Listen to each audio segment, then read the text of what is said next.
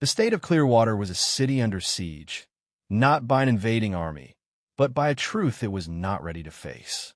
The viral video of Elias Vance's unjust stop had been the opening salvo. The suspension of officers Dugan and Cole and the public shaming of Deputy Mayor Franklin Bell were the battles fought in the open. But Elias knew the real war was being waged in the shadows, against an enemy far more insidious than a few crooked cops.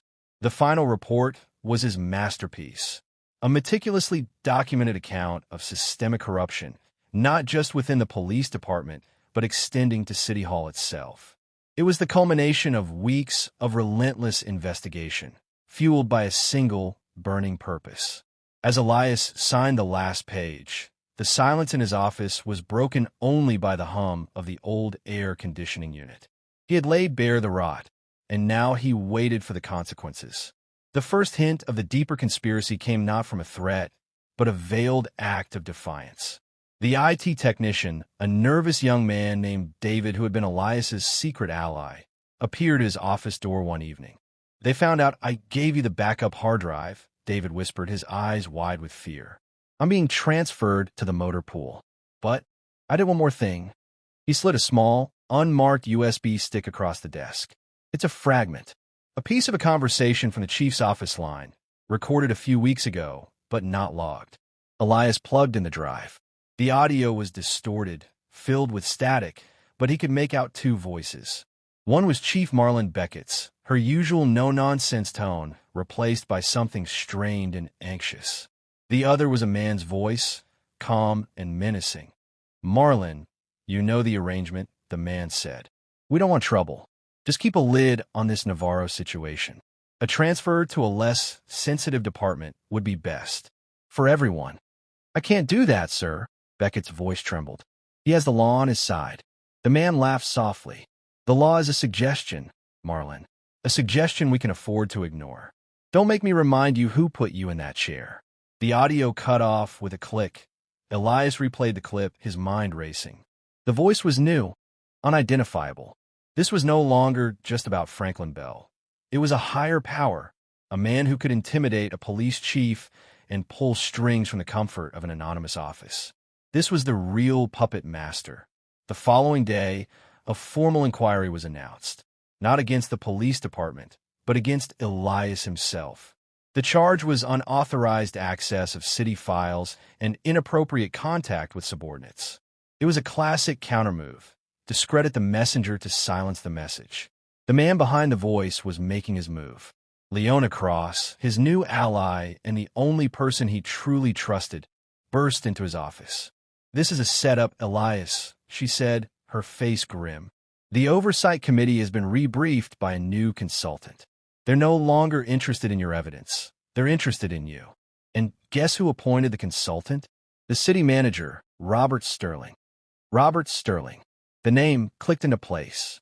Sterling was an old political hand, a man who worked in the background, making sure the city's power structure remained undisturbed. He was the most likely candidate for the voice on the recording. Elias smiled faintly. "Then it's time to expand our investigation," he said. With Leona's help, Elias began to dig into Robert Sterling's past. They found old financial records, long-forgotten memos, and a web of connections that led them to the city's largest construction firm, a company that had won every major city contract for the last decade. The firm was owned by a man named Alastair Finch, a known donor to Sterling's political campaigns.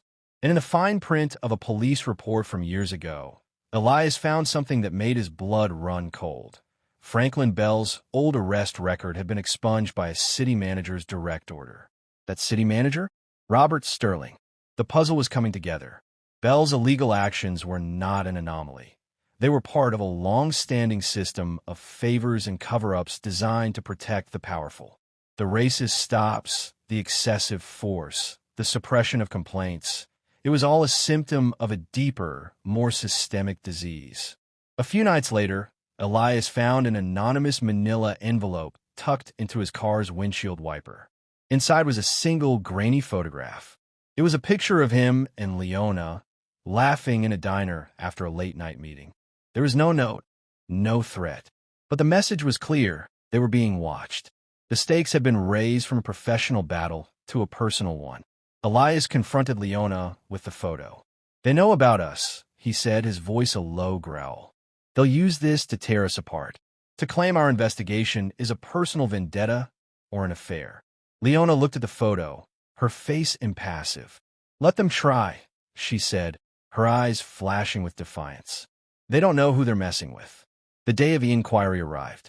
The hearing room was packed with reporters, city officials, and members of the community, some loyal to Elias, others eager to see him fall.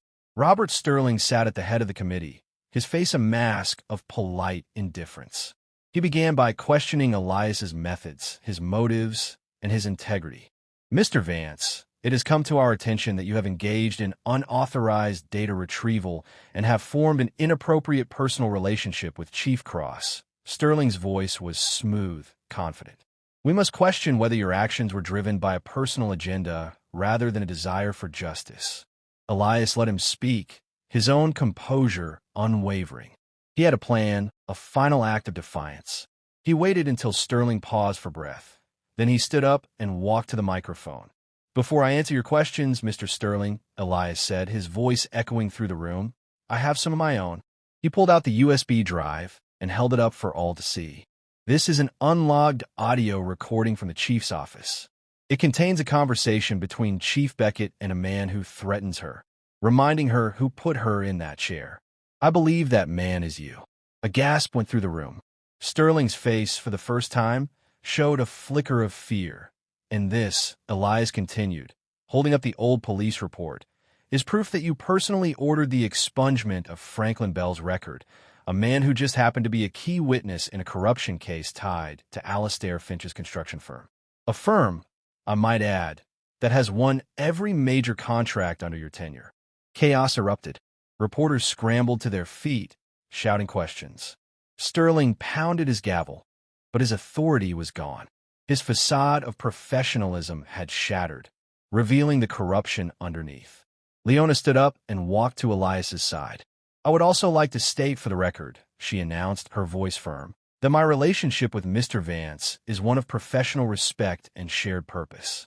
If protecting the truth is considered a personal agenda, then I am guilty as charged." That night, Elias's phone rang. It was David, the IT technician. "I'm at my new job in the motor pool," he said, his voice filled with relief. "They brought in federal investigators. They're auditing everything. Sterling and Bell were seen being escorted from City Hall. I think we won." Elias hung up and looked at Leona. They were exhausted, but their faces were alight with a quiet triumph.